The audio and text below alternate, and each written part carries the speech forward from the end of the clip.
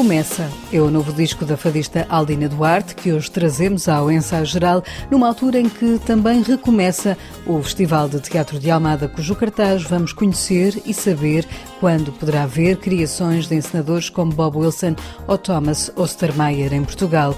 Mais à frente, outro regresso, a Gita Águeda, com 23 dias de concertos gratuitos, as sugestões para as leituras de verão de Guilherme de Oliveira Martins, mas para já, a poesia de Ana Luísa Amaral e um verso sobre amendoins e cerveja. Fique para ouvir.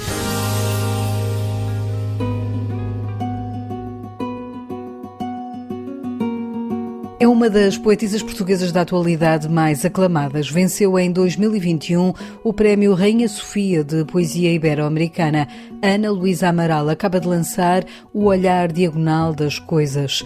É uma antologia poética editada pela Assírio e Alvim que reúne 17 livros de poemas e a sua autora não cedeu à tentação de fazer alterações no que escreveu ao longo da carreira. É sempre um processo um bocadinho estranho, não é? Porque o meu primeiro livro é publicado, tenho eu 33 anos, portanto eu não publiquei muito cedo, só que depois nunca mais parei e publiquei 17 livros. Mas é curioso que ainda hoje eu olho para o primeiro livro, Minha Senhora de Quê, ou para o segundo, Coisas de Partir, e aqueles poemas continuam a parecer-me atuais para mim, sabe? Embora, por exemplo, tenha vários poemas à minha filha nesses primeiros livros e embora, naturalmente, a minha filha naquela altura é pequenina, é o bebê, tenho, por exemplo, um poema que começa: a minha filha fala de tantas coisas, em gramática própria, tão brilhante, porque ela dizia, como dizem as crianças pequeninas, eu ouvo muito bem. Faz tanto mais lógica do que eu ouço, não é? Porque o verbo é ouvir,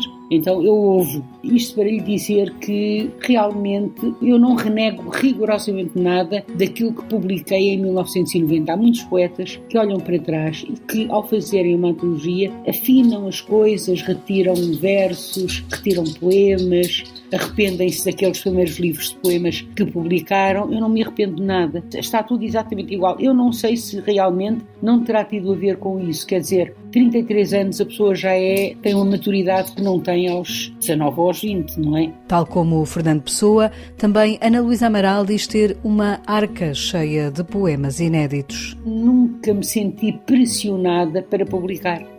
Uma pressão interna, digamos. Sempre escrevi, sempre.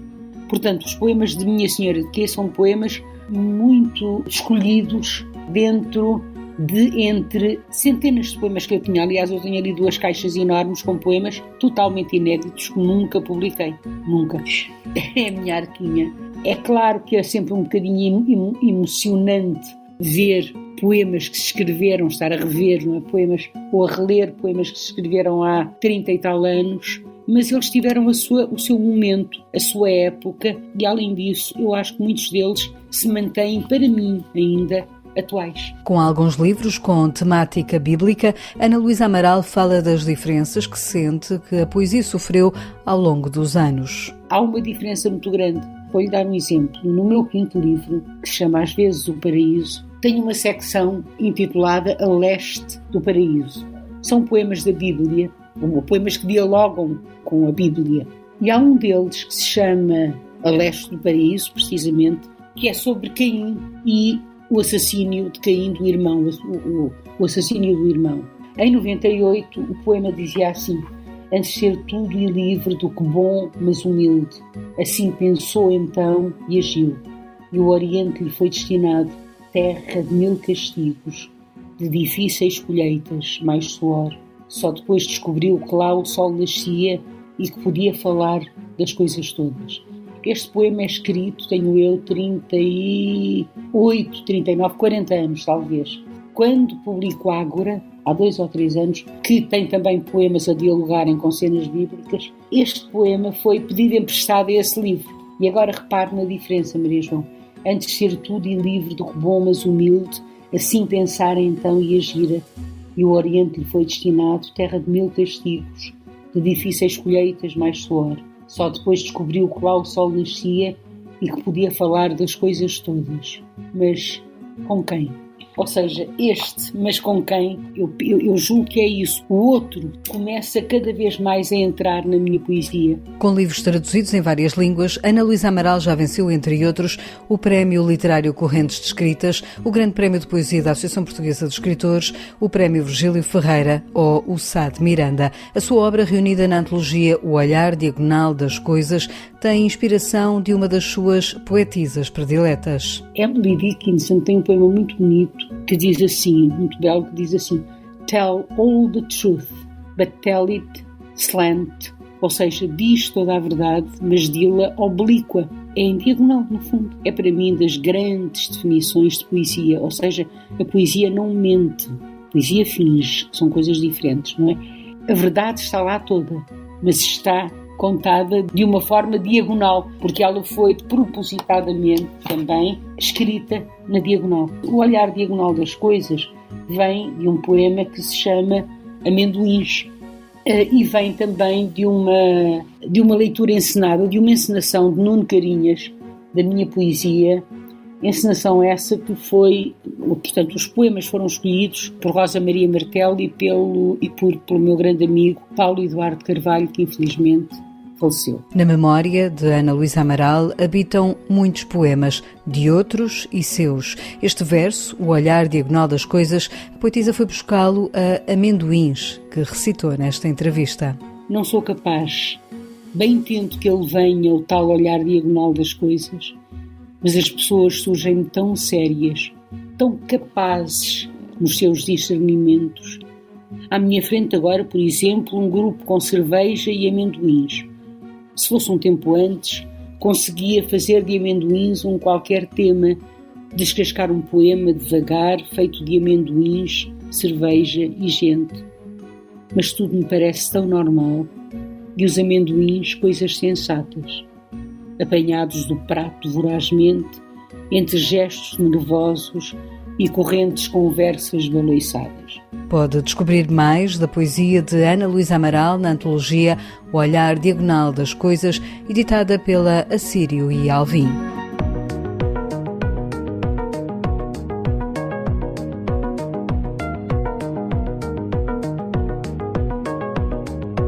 É já na próxima segunda-feira que começa o Festival de Teatro de Almada. É um regresso ao formato presencial e festivo que se anuncia no ano em que a programação fica marcada por 2 nomes consagrados do teatro contemporâneo. Além do regresso de um espetáculo do encenador norte-americano Bob Wilson, haverá também a oportunidade de ver criações de Thomas Ostermeyer. Até 18 de julho há também música do mundo, com presença de artistas afegãos refugiados em Portugal. Voltamos comemorando este regresso com algumas novidades, com um ciclo, por exemplo, de músicas do mundo que vamos ter durante todos os dias, portanto de 4 a 18 de julho, na esplanada da Escola Dom António da Costa, concertos de entrada livre. Abrimos com os alunos do extinto Conservatório de Música de Cabul, por exemplo, que estão refugiados em Lisboa e que vêm dar um concerto ao Festival de Almada, mas com espetáculos músicos de muitos outros países, desde a Bielorrússia ao Brasil, pelos Estados Unidos, Angola, Cabo Verde, França, Itália, Reino Unido. Voltamos ao convívio, voltamos à componente da festa. Rodrigo Francisco é o diretor deste que é um dos mais importantes festivais de teatro no nosso país e cuja programação fica marcada por importantes nomes da cena artística mundial. Há 4 criadores que marcam presença nos principais palcos de todo o mundo. O Robert Wilson, um histórico, o maior encenador do século XX. O Thomas Ostermeyer, que pertence a esta geração de novos mestres, digamos assim, que é um encenador que já tem vindo a Portugal e também ao festival e cujos espetáculos foram sempre muito bem acolhidos. O coreógrafo Wim van de Keibels, belga, que começou por visitar o nosso país ainda nos anos 80, nos encontros à carte, é uma presença habitual no Festival de Almada e que vem com a sua nova criação, Hands Do Not Touch Your Precious Me. E Christophe Martaler, o encenador suíço, que volta a abrir o festival este ano com um espetáculo de comédia, um universo do absurdo, em que com o seu ator dileto, o Graham Valentine, um ator escocês, volta a misturar o barro com anúncios de televisão, por exemplo, com uma comédia nonsense que se passa numa espécie de não lugar, num condomínio que foi onde o Martaler estava e o seu ator estavam encerrados durante o confinamento, portanto foi um espetáculo criado ou idealizado durante a pandemia. Ao todo, são 20 produções, 13 delas estrangeiras, que vão passar por 9 palcos, entre eles o Centro Cultural de Belém e o Teatro Nacional Dona Maria II em Lisboa. Mas há também 7 espetáculos portugueses, um deles tinha visto o seu curso interrompido pela pandemia. Logo no segundo dia, a Companhia Teatro de Almada estreia Noite de Reis, com a tradução de António Feijó e a encenação de Peter Kleinert. Era um espetáculo, que justamente tivemos que interromper em março, ao fim de uma semana, em março de 2020, ao fim de uma semana de estarmos a ensaiar, tivemos que interrompê-lo e deixámos-lo, por assim dizer, no congelador e assumimos na altura o compromisso com os atores e com a equipa criativa de que assim que fosse possível na nossa programação retomaríamos esta criação e estreámos, portanto, a 5 de julho a Noite de Reis. Depois o festival volta a ser o lugar das companhias portuguesas e dos criadores portugueses, desde o Carlos Avilés à Rita Calçada Bastos, passando pelo António Pires, o Jorge Silva, o Marco Martins, o Pedro Carraca, os Artistas Unidos, o Ensemble, o Teatro Experimental de Cascais. Voltamos a ser também o lugar do teatro independente português. E este ano, o Festival de Almada homenageia o arquiteto José Manuel Castanheira, cenógrafo, arquiteto e doutorado em cenografia, que há muito colabora com o festival. Sendo uma pessoa muito cá de casa, digamos assim, sendo um cenógrafo que colabora habitualmente quer com a companhia, quer com o festival, nomeadamente na organização de várias exposições de homenagem a outros homenageados, ainda não tinha sido ele próprio homenageado e, de facto, o José Manuel Castanheira tem um percurso consensual no meio artístico português e internacional e estávamos a cometer, era uma injustiça que já vínhamos cometendo há algum tempo, não chegar a homenageá-lo. Não se esqueça, o Festival de Almada começa dia 4 e decorre até 18 de julho.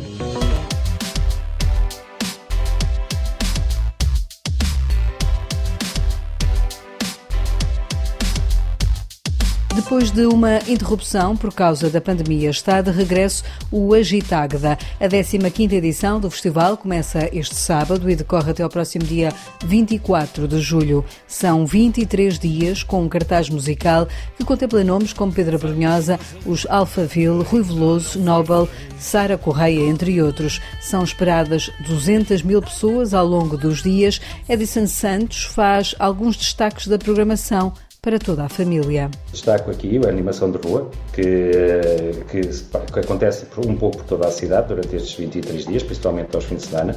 O Agita Kids, que é um espaço onde os pais podem deixar as suas crianças enquanto vão usufruir dos concertos e também do resto da programação do Agitaida.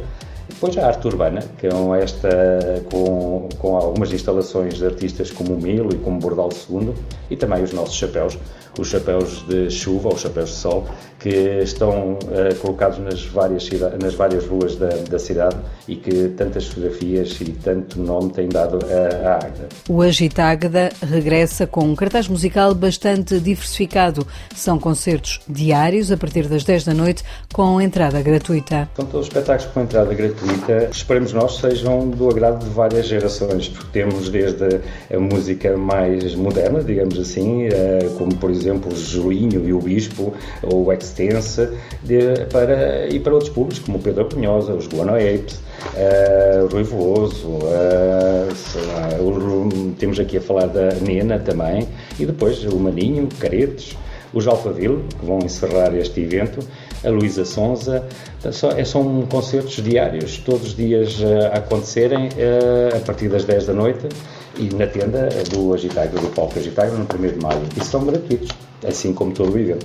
Este festival tem um retorno para a cidade de Águeda, estimado em 8 milhões de euros. O Agitagda tem este ano uma novidade de verão que se vai prolongar para além das datas do festival. Pela primeira vez vamos ter as piscinas fluviais, que têm a característica de ficar mesmo no rio, mas mesmo no meio da cidade, ou seja, é um rio que atravessa a cidade e pela primeira vez vamos ter estas piscinas fluviais que vão estar de julho e agosto e esperemos que seja também uma forma de atratividade para atividades náuticas, em que vamos ter também os barcos e, portanto, isto será também uma forma de promovermos a nossa cidade de uma maneira diferente, através do desporto. Tudo isto, principalmente os chapéus, não terminam em julho, as ruas vão estar decoradas até finais de setembro, portanto podem continuar-nos a visitar, caso não tenham possibilidade de nos visitar em julho durante o evento Agitagra, podem nos visitar durante os meses de agosto e setembro.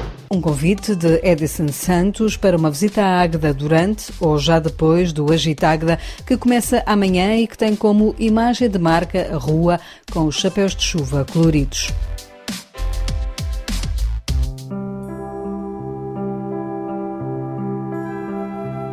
No Ensaio Geral, escutamos agora Guilherme de Oliveira Martins, o nosso colaborador semanal do Centro Nacional de Cultura, que lhe traz hoje sugestões de leitura para as férias de verão que se aproximam. A leitura constitui o melhor modo de tornar a memória humana uma realidade viva. As leituras de férias constituem uma maneira de recarregar baterias e de tornar a cultura um facto do dia-a-dia. Começo hoje a elaborar uma lista de obras que constituem referências de leitura obrigatória neste ano. No início, O Olhar Diagonal das Coisas, de Ana Luísa Amaral. Reunião de 17 livros de poesia desde Minha Senhora de Quê, de 1990. É uma leitura necessária, a compreensão de que um fruto recente é a saudade, ou de que a arte cirúrgica é precisa. Continuo com Contos de Cantuária, de Geoffrey Chaucer, com tradução de Daniel Jonas, editados pela E. Primatur, escritos entre 1387 e 1400. São 10 fragmentos que permitem encontrar temas de sempre, capazes de relatar experiências tão variadas como as do feitor, de um cozinheiro, de um estudante de Oxford, de um escudeiro, de um médico, de um marinheiro ou de um monge. O sabor medieval transmite-se aos dias de hoje com sabedoria e sentido de humor. A Oficina do Livro publica um clássico do Conde de Sabugosa, Donas Portuguesas de Tempos Idos, com prefácio de Helena Secadora Cabral, desde a Ribeirinha até à Rainha Dona Amélia, passando por Dona Isabel Duquesa de Borgonha, pela infanta Dona Maria, filha mais nova de Dom Manuel, por Catarina de Bragança, Rainha de Inglaterra, por Soror Mariana Alcoforado, ou por Dona Isabel de Portugal, a sempre noiva, filha de Dom Pedro II, uma leitura inesgotável. Nélida Pinhon publicou na Temas e Debates Círculo de Leitores Um Dia Chegarei a Sagres, prémio do PEN Clube do Brasil de Literatura de 2020. É uma leitura que aconselho vivamente. Filomena Mónica assina na Relógio d'Água Duas Mulheres, sobre a mãe e a avó da autora. Uma visitação que permite compreender uma época.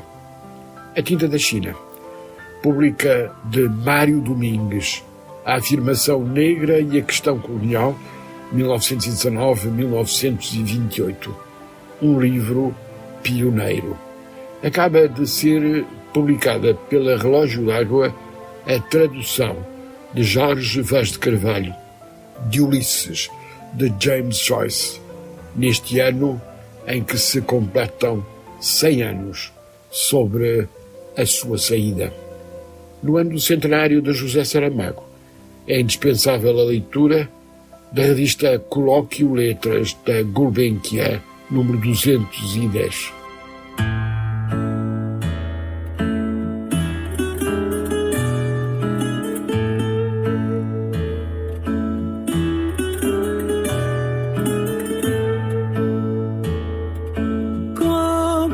Para partir. A voz é de Aldina Duarte e este é Ela, um dos fados que figura no seu novo disco Tudo Recomeça. É um título inspirado num poema de Rui Belo que o artista plástico Pedro Cabrita Reis sugeriu à Aldina Duarte e que a fadista aceitou como nome para o seu novo disco.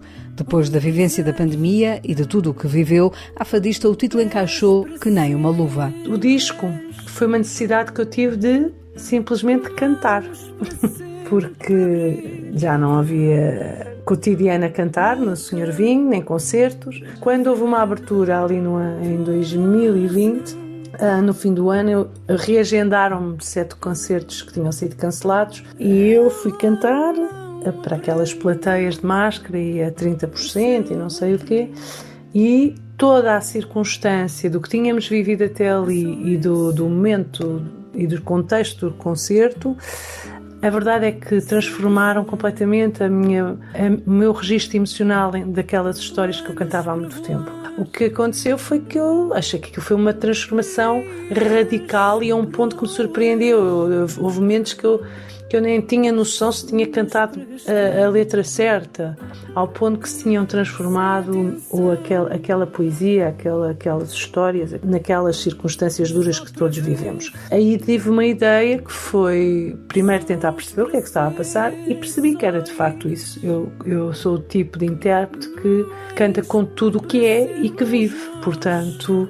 Obviamente que depois de uma experiência tão avassaladora e tão marcante até hoje, eu disse, não, eu tenho que usar esta vivência para criar qualquer coisa de novo e tem que ser a cantar, porque essa é a minha forma de expressão primordial. O disco inclui 2 inéditos, um deles assinado pelo músico Manuel Cruz dos Ornatos Violetas e outros fados que surgem com novas interpretações. Tive a ideia de ir buscar temas que nunca deixei de cantar em concerto, alguns não tinha ainda gravado, mas já cantava ao vivo, e escrevi de facto um tema sobre o que estávamos a passar, um original que é a Clausura, que até inicialmente não escrevi para mim, e depois o Manuel Cruz escreveu o Ela, achando que era o meu retrato. E há inédito também há o do João Ferreira Rosa, o autorretrato que eu nunca tinha gravado. E os outros todos são temas que eu já tinha gravado e que eu reinterpretei e que eu criei novos arranjos e que alguns acho que em relação à versão original, para ouvidos menos treinados no fado tradicional, até podem nem parecer os mesmos às vezes. Com vários discos editados, desde o dia em que ouviu Beatriz da Conceição e que decidiu cantar, Aldina Duarte sente-se hoje realizada no caminho que trilhou. Fadista na minha alma sempre fui. Não sabia o que é que havia de fazer com ela. E experimentei cantar e depois tive muitas dúvidas, porque como cheguei já adulta, tinha já muita bagagem que era exterior ao fado e que eu não podia abrir mão dela, mas não sabia como é que havia de integrá-la no meu canto. Com o tempo, sobretudo com o que fiz, não é? Ao longo deste tempo. Fiz já um número de discos considerável nesse sentido, concertos muitos anos na Casa de Fado, e eu acho que o tempo deu-me a serenidade e a alegria de quem afinal acertou no caminho. Porque faz-me sentido o meu caminho. É das coisas mais importantes para mim, na vida de uma pessoa, pelo menos uma pessoa como eu, é encontrar um sentido para a vida. E eu encontrei um sentido para a vida no meu trabalho. É com a Aldina Duarte que fechamos o ensaio geral, que teve sonorização de José Luís Moreira. Amanhã começa no Brasil a Bienal do Livro de São Paulo. É de lá que faremos o próximo programa. Portugal é o país convidado desta feira, no ano em que o Brasil celebra 200 anos da sua independência. Até lá, uma boa noite e um bom fim de semana. Caixas para arrumar a solidão, onde couber, e riso para curar, beijos para ter, desses para lembrar sempre onde estão. Ela não aprende a ser outra, é só isso, sempre foi.